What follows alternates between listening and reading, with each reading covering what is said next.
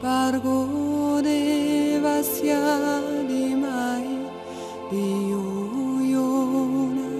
prachodaya Om Bhurvasva Tatsaviturvarenyam Bargo devasya dimai diyuyona prachodaya Om Bhurvasva Tatsaviturvarenyam Bargo devasya dimai diyuyona prachodaya Om Bhurvasva Tatsaviturvarenyam Bargo devasya dimai diyuyona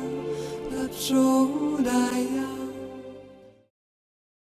There is a quality which comes through in the film, and this was in a way the original quality which I wanted to catch, which is the energy of the masters, the light of the masters, the aura of the masters. Because when you watch the film, you're watching truth being spoken.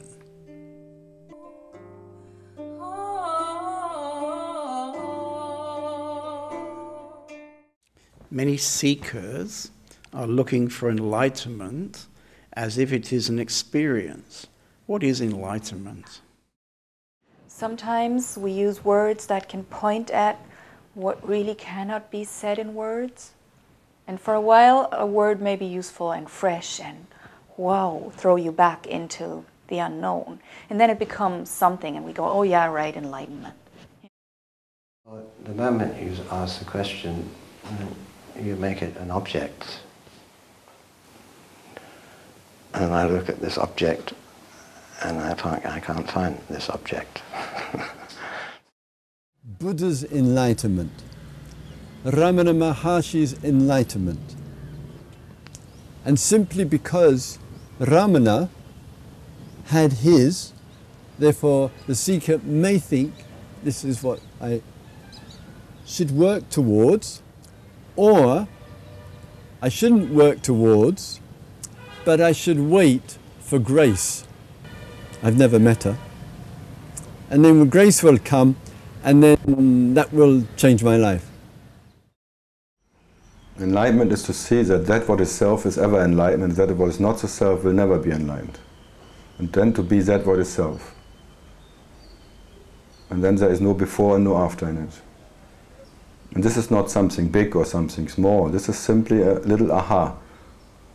Nothing special. It's like a split second, everything is done. It's just the happiness of this moment, and that barrier of, oh, this is enlightenment and this is before enlightenment, this is after, is also gone, which is also a very relaxing feeling,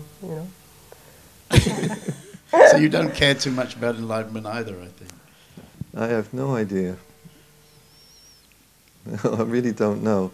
It's I feel like a happening.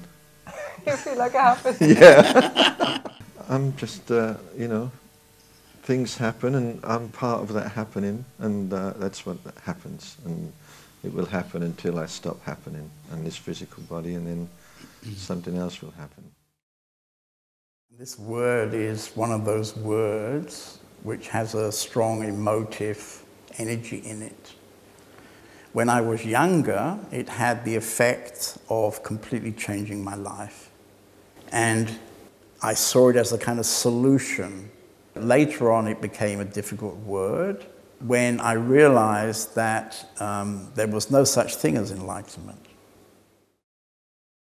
The complete marriage between the absolute and the relative. We could say that enlightenment is the experiential understanding that what we are is unlimited, unlocated presence. There is no such thing as personal enlightenment. Enlightenment is simply the end of the person. The problem for the seeker is that they think they have to find something else. So they look for states. They look for states of peace or whatever they think enlightenment is. For most seekers, the belief is that the enlightenment is like a spiritual lottery. If they win it, then their whole life will then be free of suffering and everything will be wonderful and everybody will love them and all this sort of nonsense.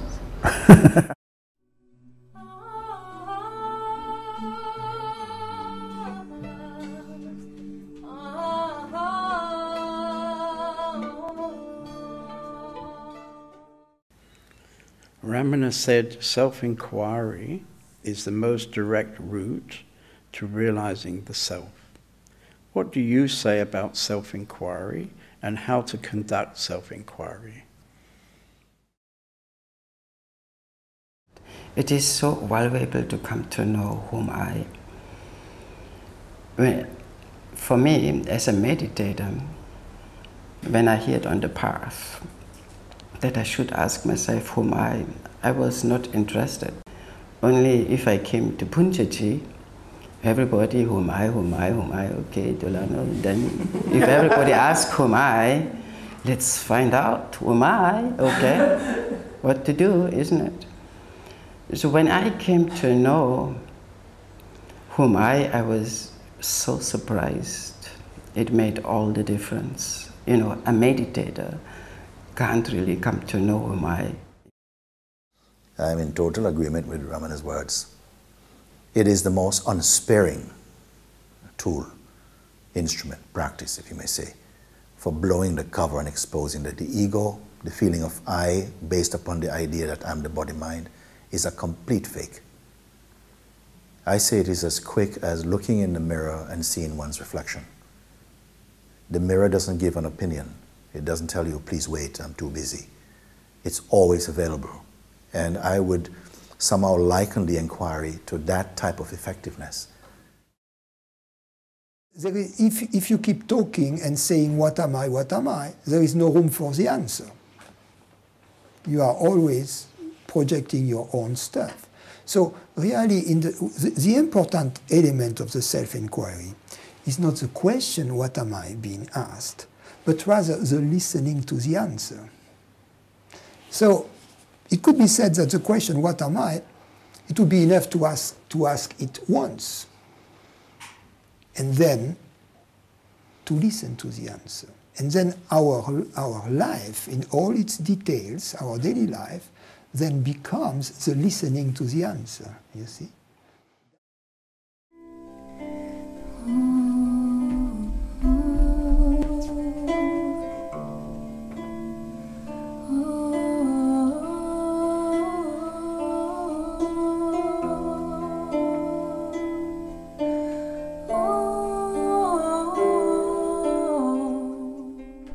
In the last years, I've gathered much from meeting all these different masters.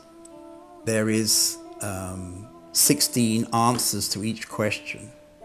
But if I read through the book or I look at the film, there is a kind of thread that goes through the whole book, which is like the teaching, I would say, you know, like the teaching.